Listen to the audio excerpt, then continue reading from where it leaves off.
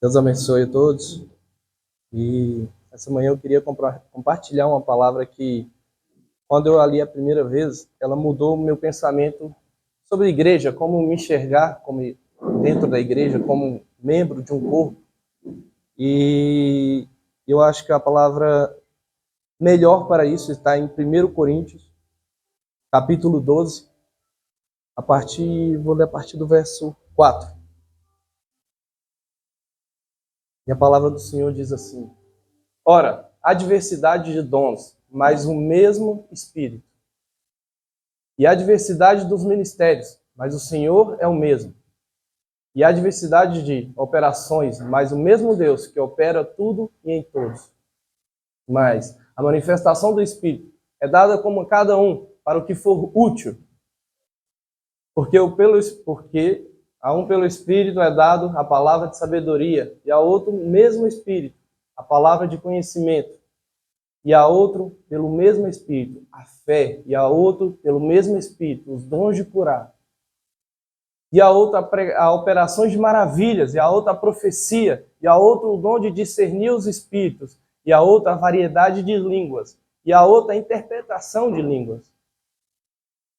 Mas um só mesmo Espírito opera todas estas coisas, repartindo particularmente a cada um como quer. Só tem. Então, irmãos, quando a gente leu essa parte aqui, falou sobre os dons do Espírito, em algum momento falou assim: vocês devem ter todos os dons. Não. Ele fala que cada um é dado um, ou talvez dois ou três, talvez mais dons, mas não todos os dons. Cada um vai ter um dom específico. E principalmente de acordo com o Espírito quer. Não é Senhor, eu quero tal dom. Senhor, eu quero tal dom tal dia. Não. A gente não é o chefe do Espírito Santo. É Ele que conduz a nossa vida. Então Ele vai decidir qual o dom que você vai ter, quando você vai ter, na hora que você vai ter, o momento. E por que eu digo isso? Porque muitas vezes as pessoas querem...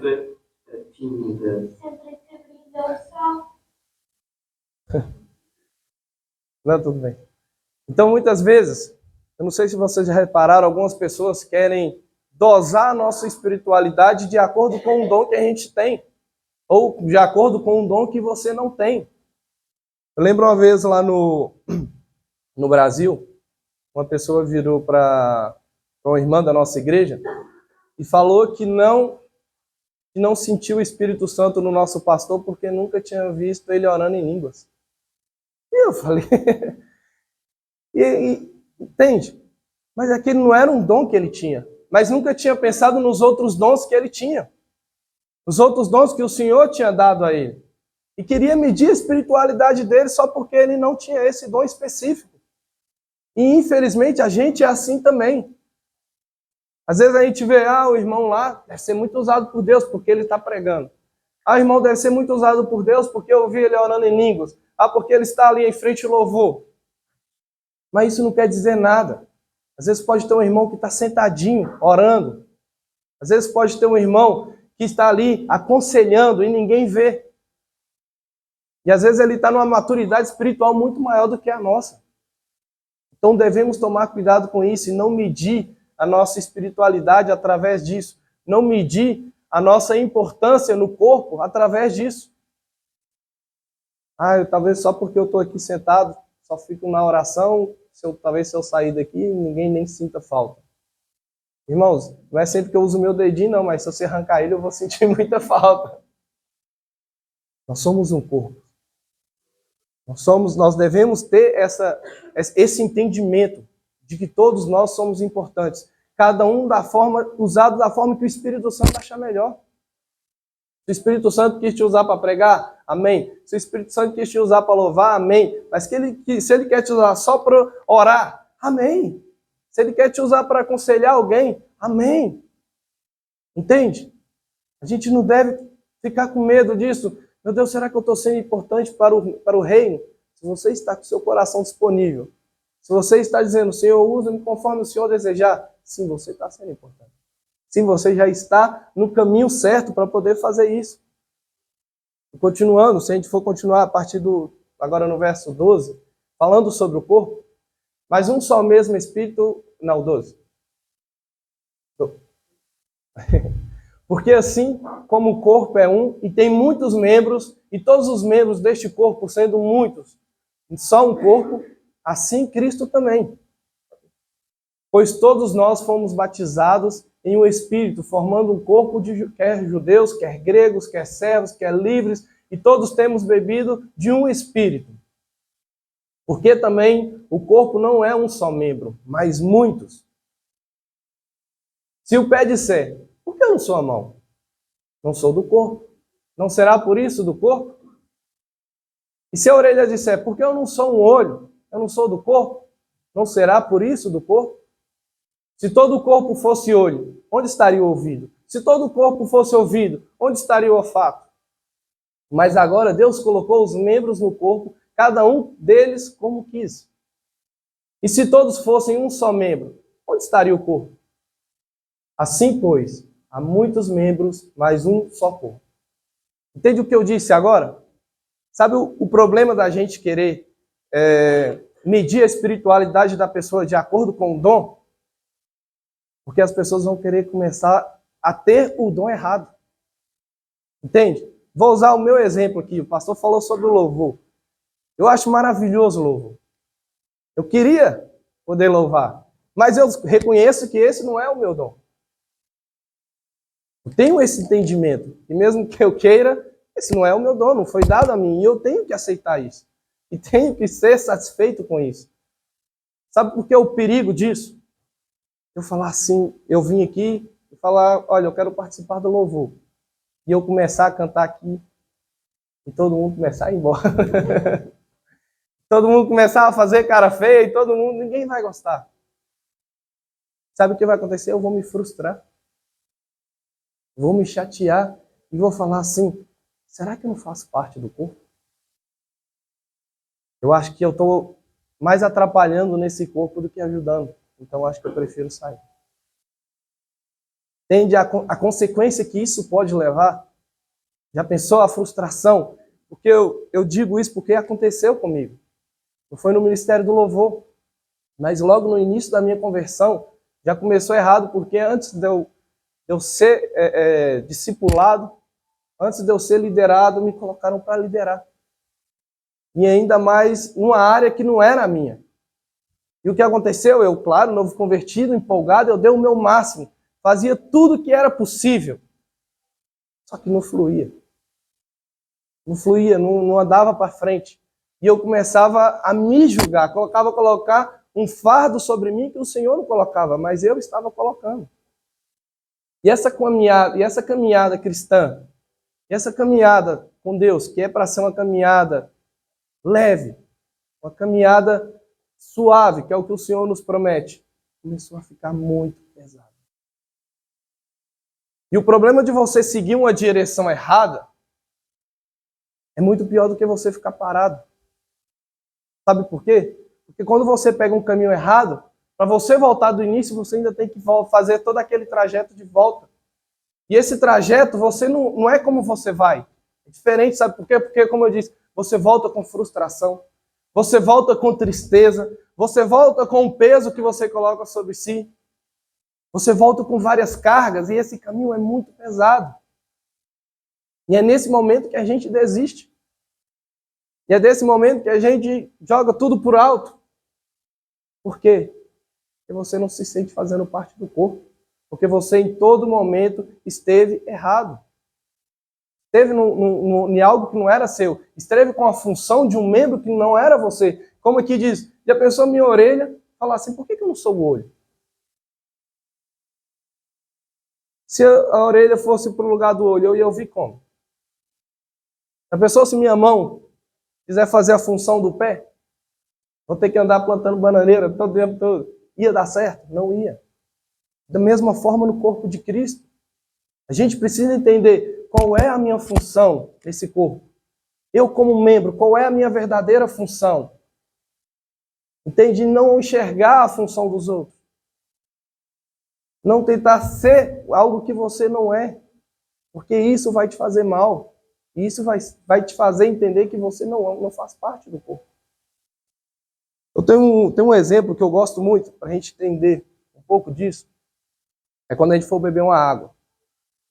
Quando eu vou beber essa água aqui, a minha mão tem que fazer o quê? Sim, fechar, né? Senão o copo cai. E minha boca tem que fazer o quê? Abrir. São funções diferentes, mas para o mesmo propósito. Já pensou se minha mão fala assim, não, eu quero fazer igual a boca e abre, o copo cai? Ou então a boca, não, eu quero ser igual a mão e fecha. A água não entra, vai derramar em mim e eu não vou beber. Então a gente tem que ter esse entendimento. Não é porque a gente tem função diferente que a gente não está servindo o mesmo propósito. Não é porque a gente tem funções diferentes que a gente não está servindo o mesmo Deus. Esse é o pensamento do reino.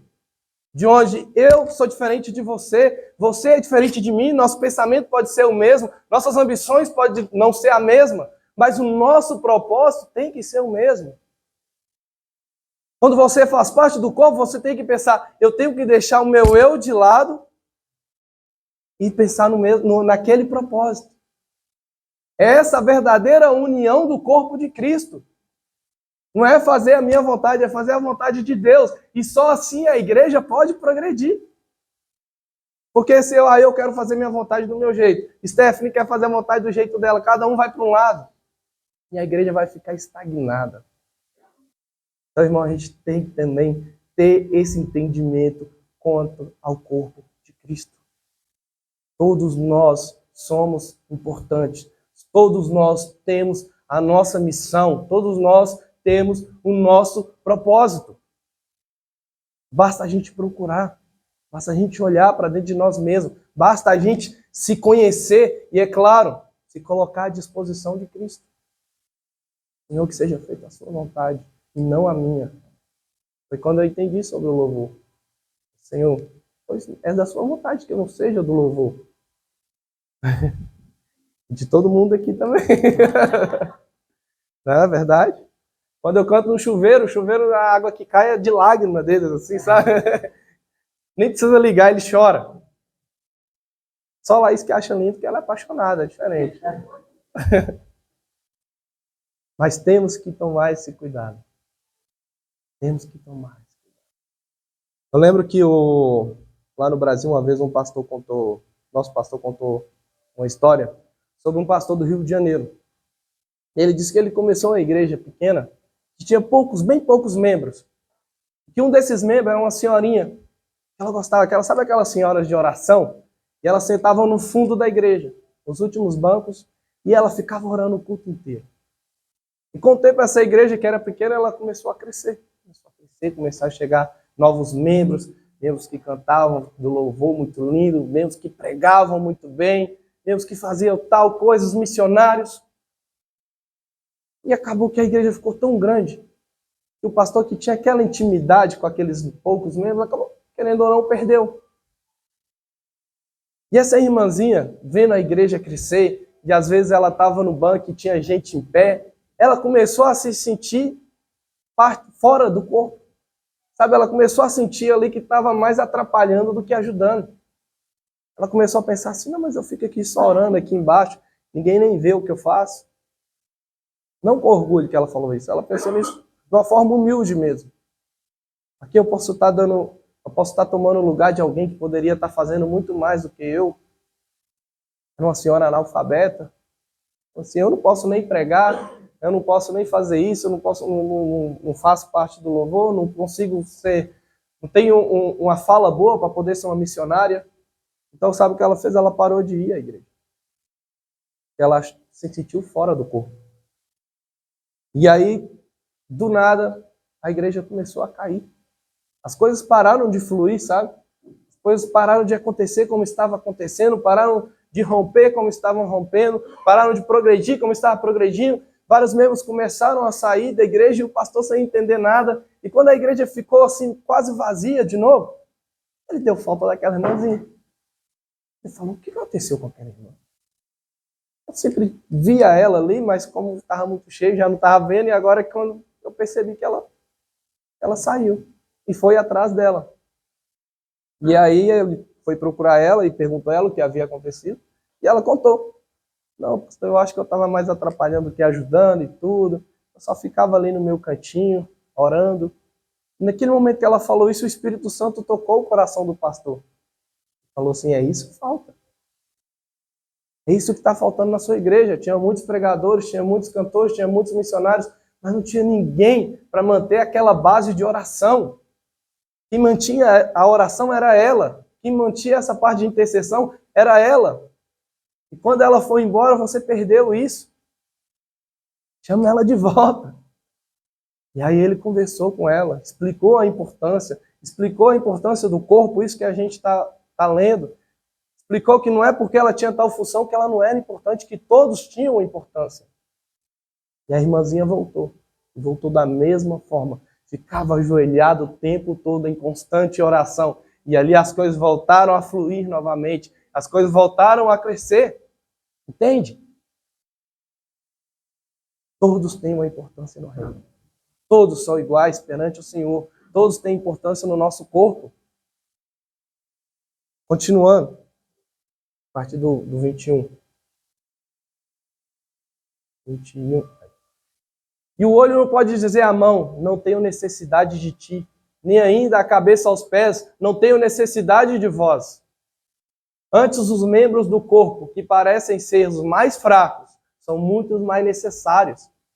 E os que reputamos serem menos honrosos no corpo, a esses honramos muito mais. E aos que em nós são menos decorosos, damos muito mais honra.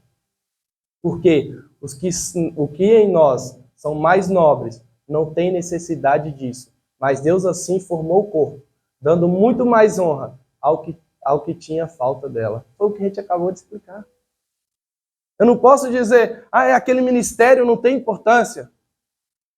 Como a gente disse agora o exemplo da irmã, o ministério da oração não tem importância, a gente precisa agir. Tem importância sim. Aquele irmão não tem importância? Tem. No louvor, os irmãos da mídia não tem importância? Tem. Cada um tem sua importância. O que traz água, o que limpa a igreja. Sabe, tudo flui com a mesma engrenagem.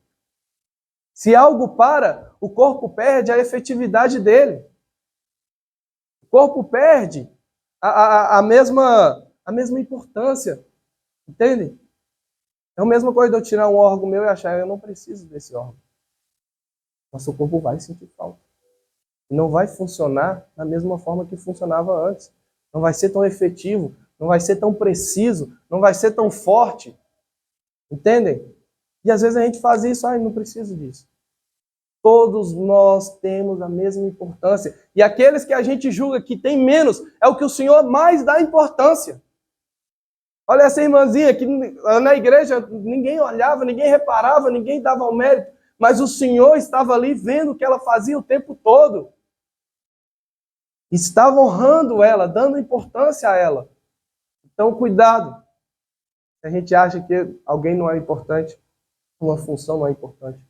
Todos são importantes. Vocês são importantes dentro desse corpo. A nossa vida, o Senhor nos criou, não foi para viver uma vida sem propósito, não foi para viver uma vida em vão. Cada um de nós que estamos aqui somos necessários no corpo de Cristo, tem uma importância grande. Eu posso não ver a sua importância, seu irmão do lado pode não ver a sua importância, mas o Senhor está vendo o tempo todo.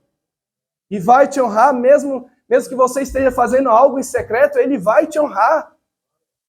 Mesmo que nós humanos não te honramos, Deus vai te honrar. Deus te dá essa importância. Ele sente sua falta, Ele sabe da sua necessidade no meu corpo.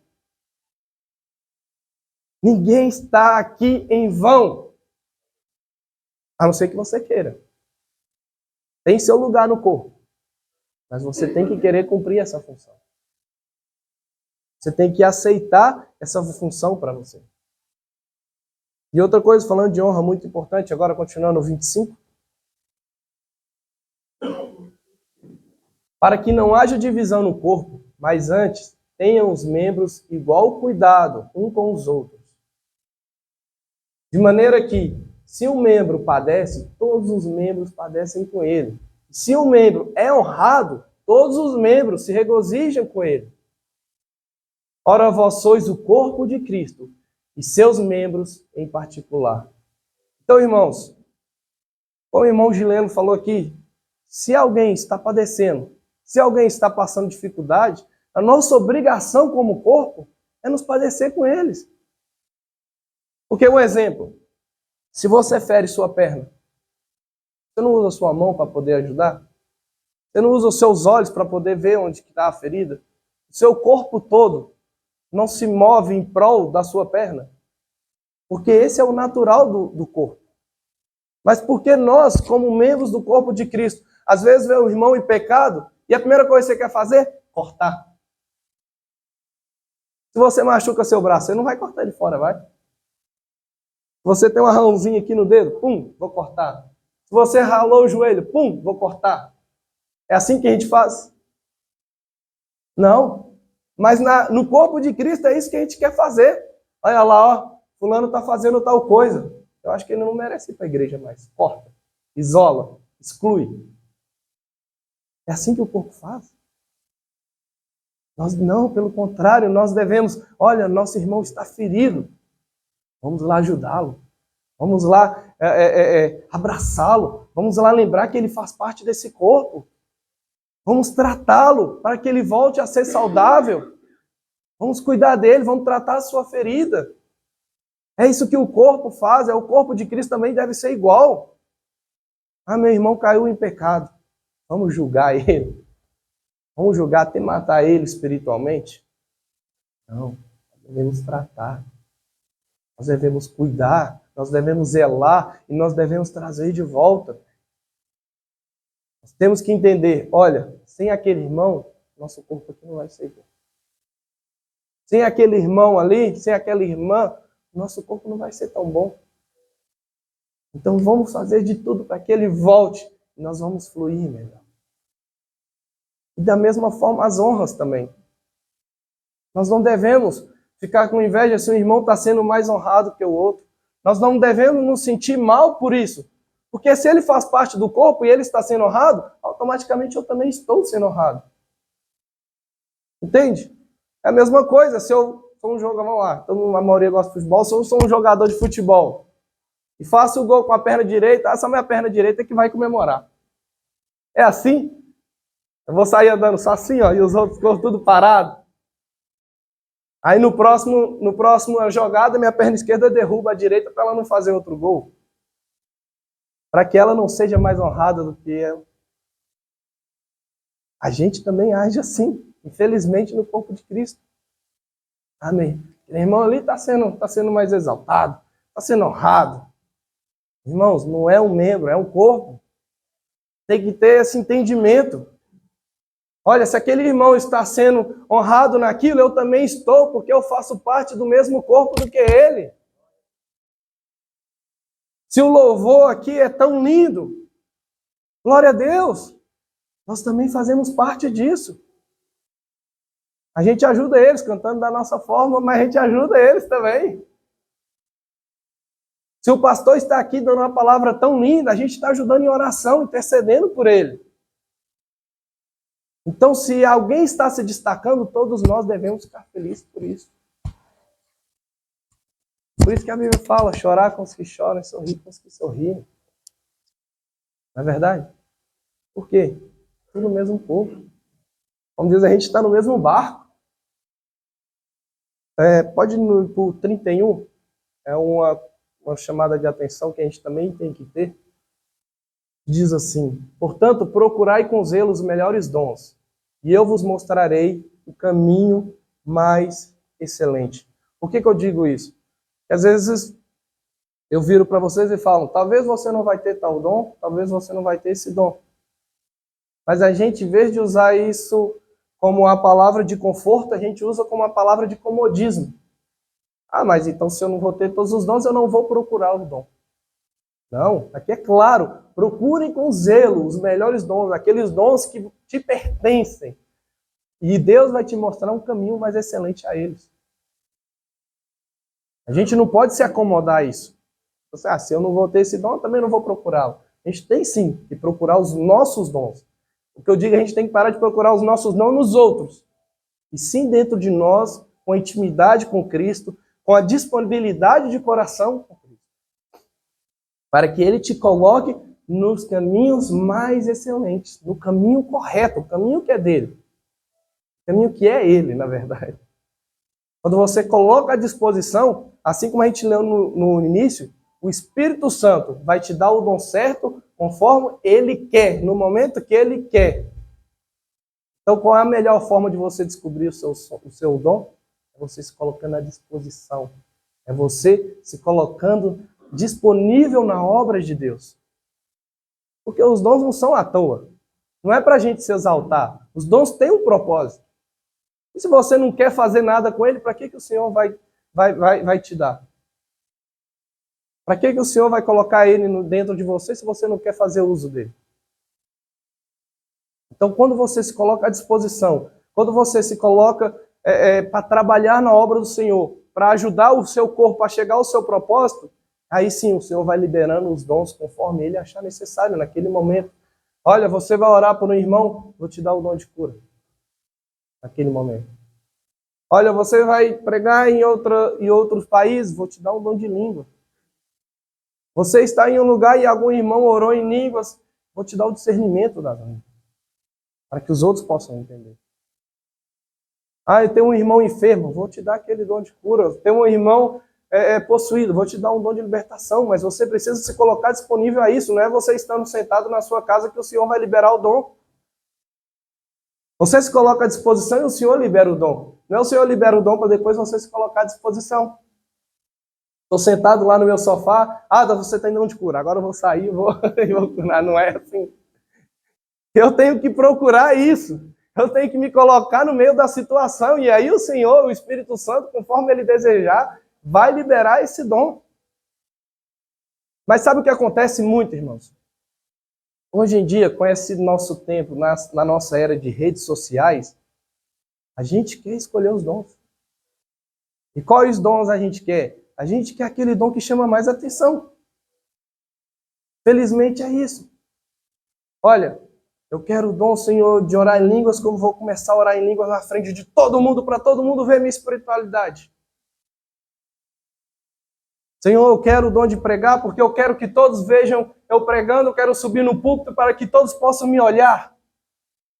Senhor, eu quero o dom de cura, para que eu possa postar na internet, eu orando e um enfermo levantando, e tudo isso possa gerar vários likes, vários views. Entende o que acontece com a gente hoje em dia? Infelizmente é isso. Essa necessidade que a gente tem que mostrar de que é útil. De que tem algo dentro de nós em especial. Querer que um membro do corpo se destaque mais do que outro. E não foi para isso que nós somos chamados. Nós somos chamados para trabalhar unânimes. Em unanimidade, em união, juntos. E não um mais do que o outro. E não um sobressaindo ao outro. E sabe o que acontece? Essa necessidade de nos mostrarmos, essa necessidade de querer nos destacarmos, a gente esquece de procurar um dom, um único dom que todos nós devemos ter. É o dom do amor. Nós esquecemos de procurar um único dom, que é certeza que todos nós cristãos temos que ter dentro de nós.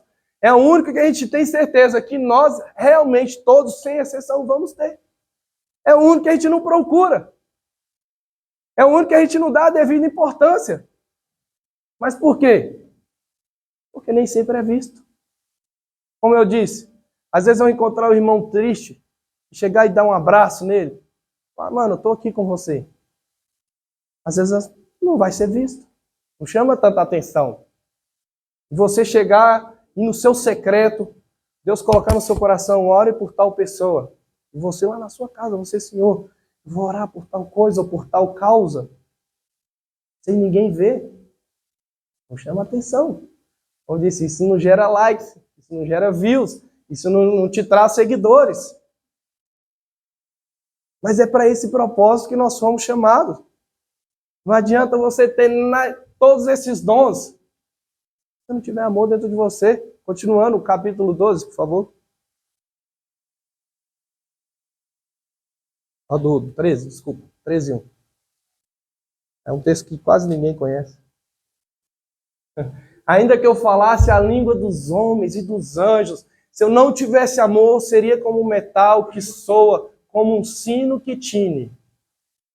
E ainda que tivesse o dom da profecia e conhecesse todos os mistérios e todo o conhecimento, ainda que eu tivesse toda a fé, de maneira que transportasse os montes e não tivesse amor, nada seria.